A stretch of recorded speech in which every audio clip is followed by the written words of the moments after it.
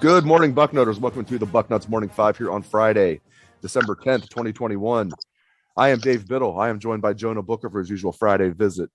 Well, let's start right at the top, even though we talked about it on Wednesday's show and I had Pat Murphy on. It's still very fresh. Ohio State hiring Jim Knowles as defensive coordinator. Word came down Tuesday evening. I'm fired up about this. This is the first time you and I have talked about this. Just your general thoughts on Ohio State hiring Jim Knowles as defensive coordinator. Yeah, I love it. I think it's going to be a game changer for the defense. I think he's in a situation where you saw a guy take a bunch of 3-stars and make them a top 5 defense in all of college football. So I'm curious to see what he can do with Ohio State's talent. He's a Broyles Award-winning finalist here, and the fact that he can get a top 5 defense in the Big 12 tells me that this guy is ready to go.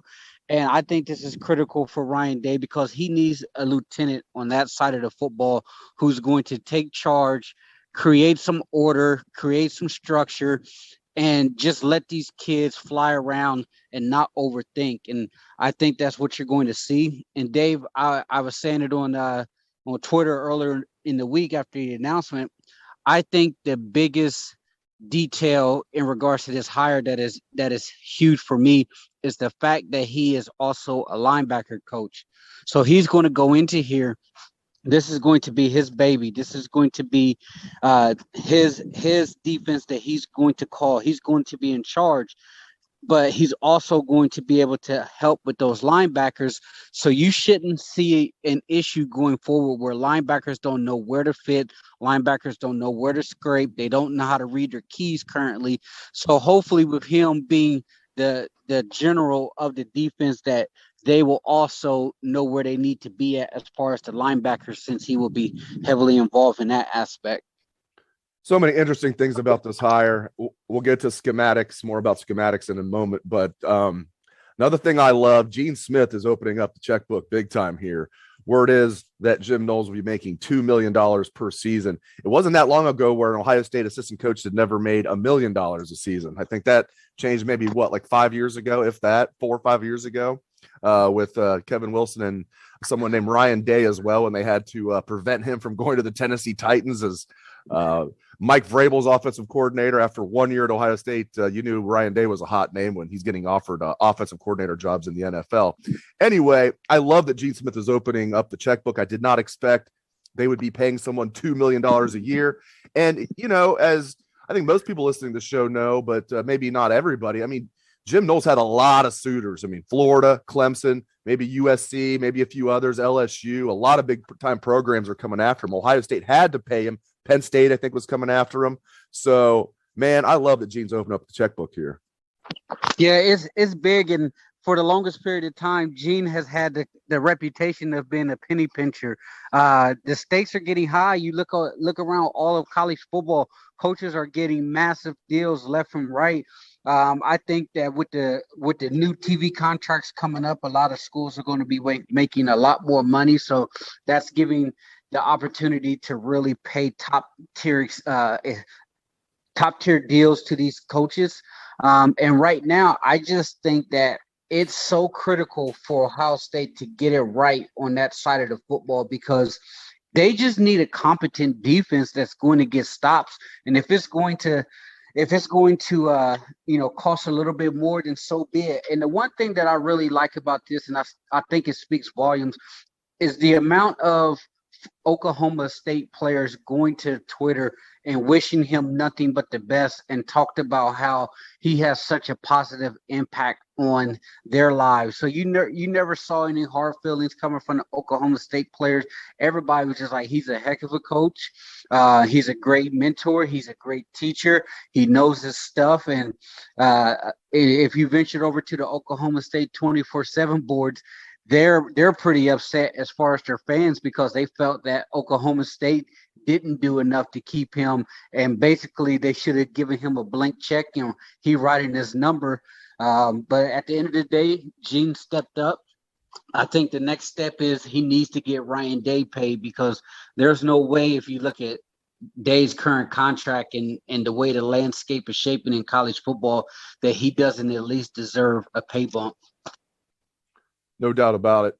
All right, one more thing on Jim Knowles. I'm curious to get your take on schematics with him. What do you like about his game? He runs a 4-2-5, but really, though, it's not a traditional 4-2-5. Is there such thing as a traditional 4-2-5? But I mean, he'll bring a linebacker up as like a D end. He'll crash his safeties down. It's a very aggressive scheme. What do you like about the scheme? Yeah, you mentioned it. You know, his base 4-2-5. I even saw some looks where he had three defensive linemen down. So he's willing to get exotic with his looks. The thing for me is, you know, we can talk about looks and fronts till we're blue in the face, but for this Ohio State defense, you just need a guy who's going to teach fundamentals. He's going to teach a defense to, you know, read their keys, make the proper fits, get off blocks to make a tackle, and not play in mud. I felt like the last several years when it came to this defense, guys were just playing in the mud. Now, what I mean by that is the ball will be snapped and they're not reacting. Their feet are stuck. Instead of see ball, get ball, guys were just playing slow. And this team, as far as, you know, the recruiting rankings, they're way too athletic to be playing in the mud. So if he can come in here and regardless of his scheme, 4-2-5, you know, 3-3-5 type of looks and stuff, if he wants to get exotic, that's great, but make sure that they're fundamentally sound and they're gap sound. And I think that was one of the big things that you saw change from Michigan with Mike McDonald coming over, is not only were they aggressive, they also had, you know, some exotic fronts, but the most important thing is they were fundamentally sound on that side of the football. All right, switching gears, curious to get your take on Sonny Styles reclassifying, the outstanding safety who's really going to be a linebacker. Speaking of using safety as linebacker, which Jim Knowles likes to do, Sonny Styles reclassifying from 2023 to 2022. He's going to graduate Pick Central early. He's going to be a Buckeye this coming fall, and it's not going to be a last-minute thing like Quinn Ewers. I mean, first of all, they know it's happening. They want it to happen. Those are two different things, and he's not going to get here at the last minute. He'll get here in time for, I believe, in time for the beginning of summer conditioning. Won't be here for spring ball. Do you like this? Can this kid, who should still be a senior in high school, really help the Buckeyes this coming fall, or next fall, I should say? Or do you think this is just more a move of getting that clock ticking and maybe by 2023 he can help? I like it because it's a position of need. You're going to need him to come in and be able to provide some depth. I know a lot of fans, they see the rankings and they think that every hotshot true freshman should see the field right away. And a lot of times those guys are good enough. You see Denzel Burke, Tyler Williams, those guys play fairly on in their career. But as far as Sonny, he is going to be a guy that they're going to need. They're going to need him to perform at a high level. And I think it's huge that he's able to reclassify, because in my mind, if he wasn't going to be able to reclassify, you needed to address that position in the transfer portal. I wouldn't even hesitate if you could even find another guy who you think can play and contribute, you know, bring him in the transfer portal, because at the end of the day, these guys are freshmen. The chances are that a true freshman is going to be ready to go to contribute right away. That's hard. And it's a lot to ask, especially for a kid that's going to be on campus in June. If he was going to be in campus in spring ball, then, you know, the conversation could be different, because he's going to go through those winter conditionings and get his body a little bit more acclimated to the college game. But as far as depth purposes, I think is big time that you're able to get him going. I know some people think that, yeah, the clock is ticking a little bit sooner than what you want, but I truly believe that he is a guy that's physically gifted. He has the college body right now. He definitely needs to get a little bit stronger, but I like the move from him, and I think that he has the opportunity to see the field right away, because if everybody look at the safety position and the kind of what they're looking at as far as the safety to walk down into the box, it wasn't great. I mean, it left a lot to be desired, but I thought Ronnie Hickman played extremely well there. But if you're trying to move him into the box, we saw against Michigan, it can be a problem if linemen start getting to him on the second level. He's probably 185 pounds soaking wet. So I just think that it's a good move for all parties. And if he's happy and that's what he wants to do, then so be it. I want to talk some name, image, and likeness. What are your thoughts on this deal down with the Texas Longhorns with their booster setting up the fund to pay players? Do you think Ohio State's going to start doing that? Just your thoughts on that ordeal. Yeah, and just kind of let our listeners know what Texas is doing. Basically, they have they set up a kind of a charitable donation, and boosters, fans, they can donate money to this organization and write it off as a tax write-off for charity. They're going to take those funds and pay the offensive line $50,000 a year. They're going to probably disperse other funds to, recruits. Basically, Texas is pay for play right now. They're buying players and they're putting them on a yearly salary here. The question is this legal? And yes, it's totally legal under the umbrella of the NCAA because they refuse to do anything to manage NIL. Now, you have to ask yourself, if you're Ohio State, do you want to swim in these waters? Because the game is changing. I know Ohio State has a kind of a compliance give or take there, where a lot of people think that Ohio State's compliance department overreaches their boundaries and they're a little bit more strict than what other big time programs are. So if there's not going to be any rules to say you can't do this, then I do not see why Ohio State doesn't get in the game. I mean, you look at the boosters and the money that's flowing through Ohio State. If fans want to start contributing $100, $200 there and use it to help fund NIL for players, then I don't see an issue with it as long as it's legal. I'm just curious because if Texas is going to do this, that the SEC is going to follow suit. They're going to start doing it.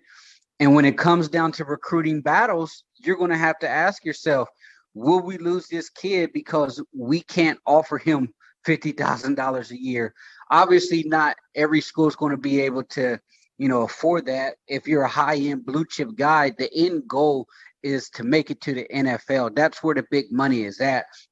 But it's really enticing. Some of these kids come from a background where, it's a background that's pretty rough, and they're going to be the breadwinner in the future for their family. So if you're able to bring some quick cash in and disperse it to your family and help them out right now, to me, that's a good thing. But it creates an unbalanced playing field when it comes to recruiting. If you're down to two teams and one team is offering you, $200,000 through your 4-year careers, where the other one is offering you a free car to drive around campus. So to me, I think Ohio State definitely needs to get in the game as long as the NCAA is going to deem this legal. It's fascinating. There's gonna be new stuff to pop up all the time with NIL, and this is the latest. And I agree with you. If it's legal, Ohio State needs to get involved. I mean, it's an arms race. Ohio State, whether it's facilities or anything else, paying coaches at this point, what they're doing with Jim Knowles and hopefully what they do with Ryan Day.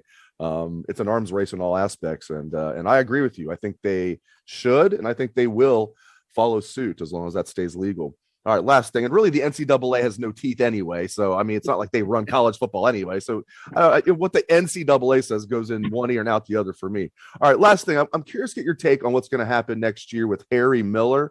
Do you think he is going to battle with Luke Wypler for the center job? Do you think Wypler earned that job and that's his job now, and Harry Miller will move to guard? Too early to tell. What do you anticipate is going to happen with Harry Miller next year? Yeah, it's an interesting case study because you have Harry Miller, who has shown to be able to play at that high level. I thought Luke was solid this year. Obviously, he wasn't perfect. He lost a couple battles there. But at the end of the day, if Harry is willing to stay with the program, you're going to provide that depth to the offensive line. And to me, the most critical thing is Ohio State says, let's play the 5 best offensive linemen. And we saw this year what happens when you have that type of mind frame. Yes, you want to get your best players, but they have to be the right players. They have to be the right fit. And when they had the 4 tackles this year, it was a problem in the run game. So Harry Miller and Wypler, they're 2 guys that can play inside. I think Harry Miller, he played the guard position. I think he can slide over there if they want him to, but I think he will also be in a battle. He's going to be in a tight battle, and Donovan Jackson coming in the 5-star. He's going to be in the mix for one of the starting guard spots opposite of Matthew Jones. You have to like that you have the talent there, that you're going to have a battle that goes probably all the way to fall camp next year. But I just hope Harry Miller can stay healthy and his head is in the game, because nothing's going to be given to him right now. Because you look at the talent that's coming back, and there's some road graders there. And throw another name out there, Josh Fryer. He's another guy that's a road grader that has shown the coaches that he can play at this level. So I like the bodies that they have. As far as answering the question, I don't know. It's going to be how those guys perform in camp and who's going to win those position battles. Great stuff from Jonah Booker. Really appreciate it. As always, JBook, thank you to all listeners out for tuning into the show. We appreciate that very much as well. Hope everyone has a great day and a great weekend. Let's hit that Buckeye swag, best damn band in the land.